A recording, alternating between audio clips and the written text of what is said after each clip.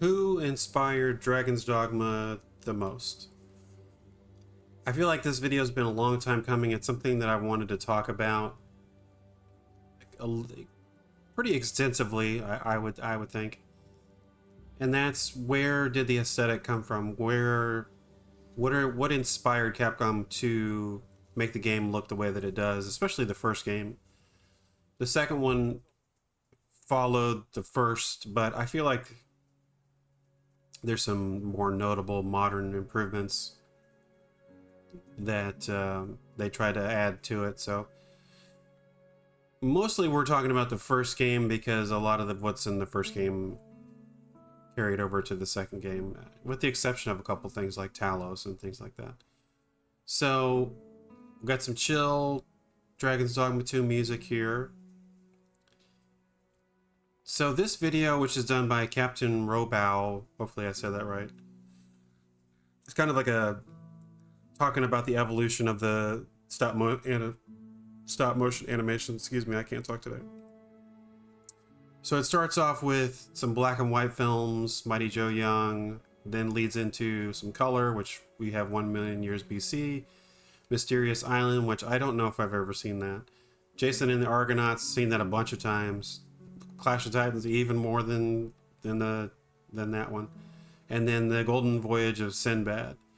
So a lot of the monsters that you see in Dragon's Dogma, like the Cyclops and things like that, those were heavily inspired by stop motion effects from these movies.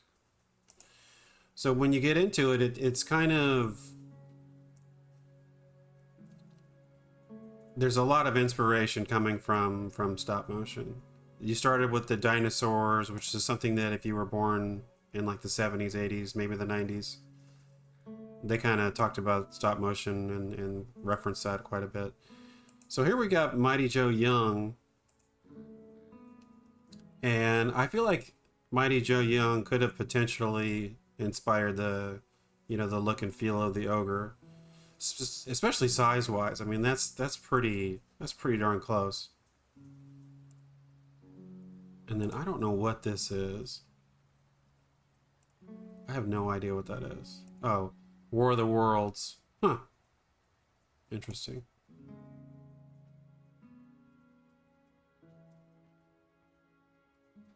And we got some wolf stop motion, little Red Riding Hood, which I don't know if I ever saw that. I may have seen that once. And then we skip and we got some I can't remember what movie this is from.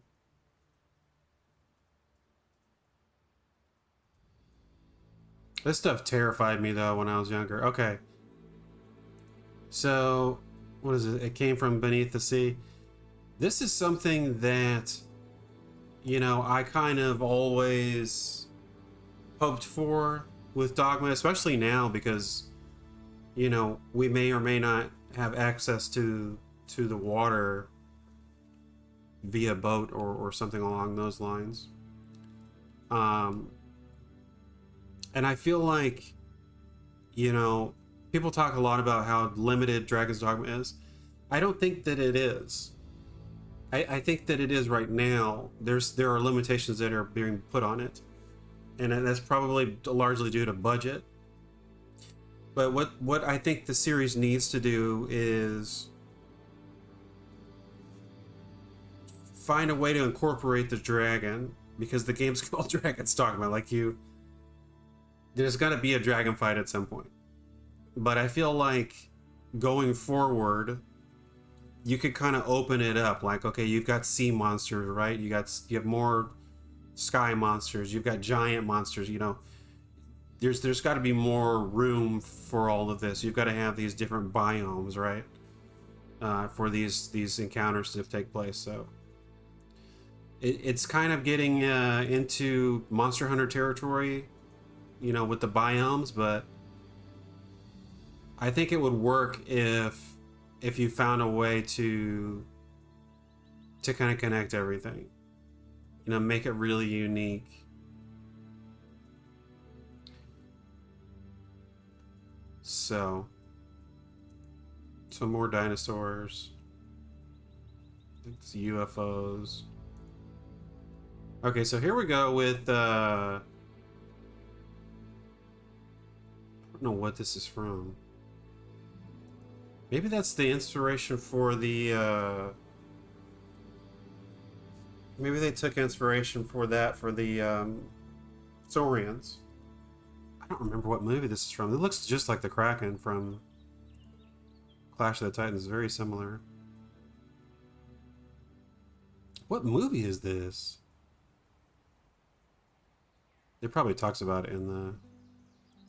Okay, so here we go. We've got the Cyclops, which has the hooved feet, which is kind of weird now that I think about it. But the Seventh Voyage of Sinbad is one of the first, man, just banger movies I remember watching. And then you've got your kind of Medusa slash, I can't remember the name of the goddess off the top of my head.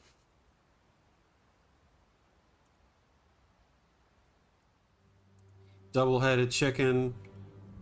That's so... I totally forgot about this until just now, but that's what makes this so great. We're having a good time talking about bygone era, but can you imagine... You have your cockatrice, right? Cockatrice comes back. Terrifying. Even worse, you know, ever before. Give us a hard mode or a nightmare mode, and then just start throwing stuff. Just totally switch it up. I mean, anyway. Can you imagine a variant of the cockatrice, which the cockatrice is essentially a variation of the griffin, but could you imagine some sort of variation of a cockatrice? Maybe it's like white or yellow or something, but instead of it looking ridiculous and you know, weird, they actually kind of find a way to make that, you know, some kind of giant chickatrice or something. Double-headed. That'd be terrifying if they did it right. I don't know how you would do that though. I'm not that good. Oh, here we go. A little vulture. A little vulture action. I don't know, man. I think there's something there. That's sick. I mean, that's badass. That's very cockatrice, though. Cockatrice is already kind of... So here we got the skeleton fights. These were very... Oh, got a little dragon thing going on. Giant squirrel? That's scary. Can you imagine the giant squirrel dragging you?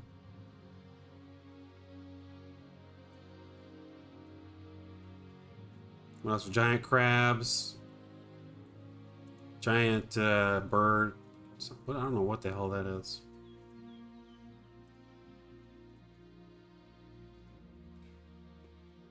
Giant and just giant everything.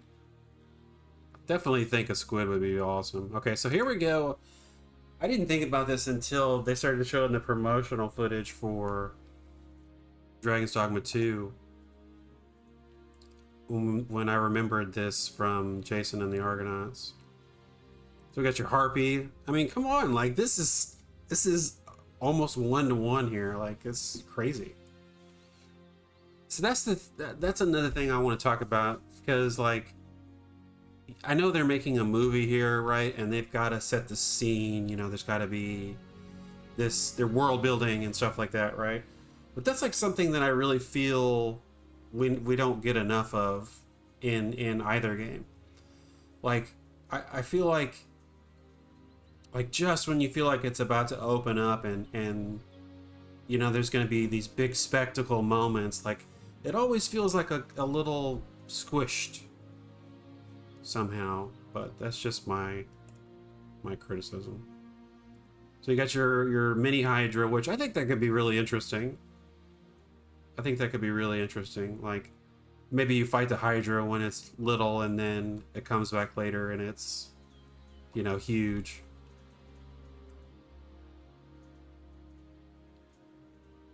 All right. And then you got your skeletons in the daytime. So I was thinking about that and I'm like, you know, everybody's talking about variation of monsters and all this stuff. Hard mode, you know, random mode, just anything could happen at any time. You know, turn up the difficulty and make it to where we don't know what to expect. I mean, I think that could do a lot for the game. Of course, add more loot and stuff like that. I think that would help. But skeletons during the daytime. I know that they die when the sun hits them. I don't know if you guys have ever seen that, but it's pretty awesome. I can't remember if they like explode or they just like dissolve or something, but I was thinking we don't want skeletons in the daytime, right? Because that's kind of a nighttime thing. But what if there was like a situation where it's raining, and I don't think it ever like lightning or thunders when it starts raining. I think it just rains and it gets a little darker.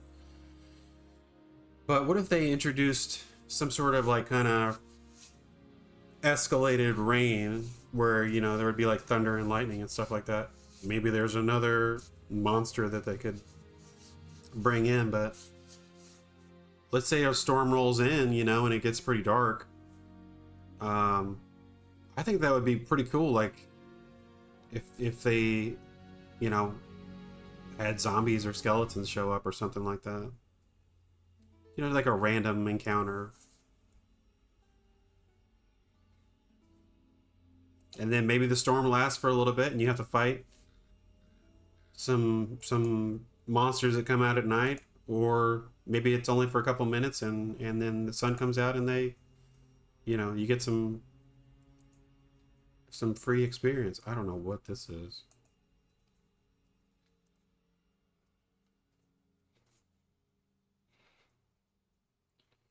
$1 million year BC.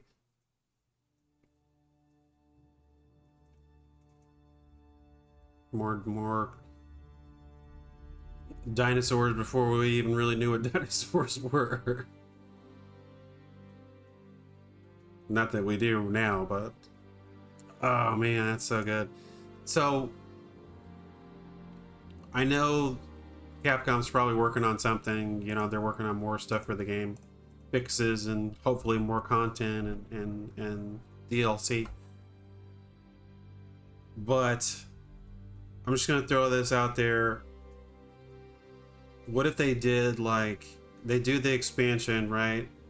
And then maybe in the third game, if there is a third game, fingers crossed, they bring back everything everybody wants. But would it be too much if they went like a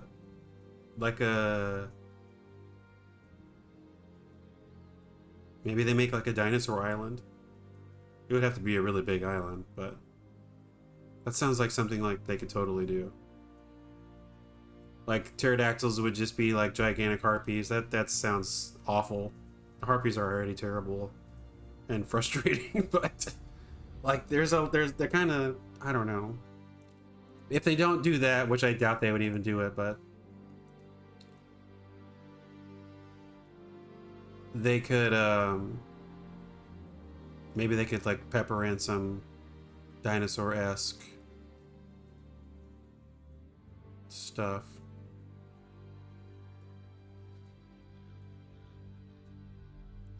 So got your gargoyle. So that's kind of what I was talking about in the other video. These kind of like humanoid gargoyles. Also, well, I'll wait and talk about that. What is that? Is it a statue? That could be cool, like living statues.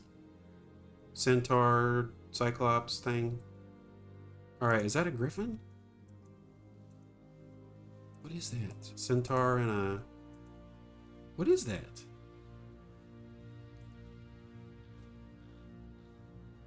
Is it like a lion with a... It's like a lion with wings. Could be a griffin though. Little mummy things.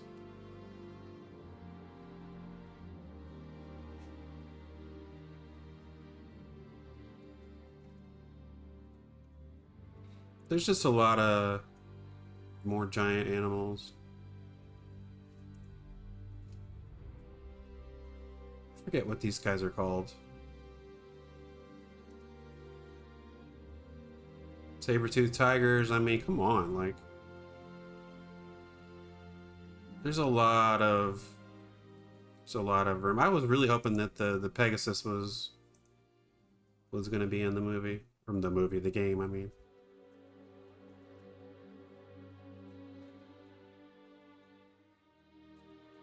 Double-headed creatures. So now we get Medusa. So I know we kind of already can do what I'm about to talk about, but I was hoping that the Kraken was going to be in the game. But I guess Talos kind of turned into kind of that situation. But here's another thing, like giant scorpions. I feel like that would be a great addition, because like you don't really see that very much. I mean, we've got wolves and what? Are there any other animals that are? Not really.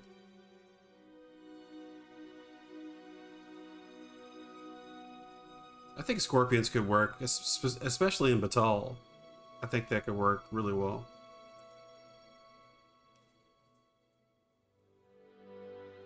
Got your Kraken. I don't think we need any cartoon characters. But yeah, I just thought, you know, we'd take a minute and talk about that. I don't know that I've seen a lot of people kind of discuss that, but there's some really cool things that they've done over the years with stop motion, like increasing the FPS to make it look smoother and things like that. And there's just a lot to appreciate there. So that's all I got for this video, guys. Thanks for watching, and I'll see you in the next one.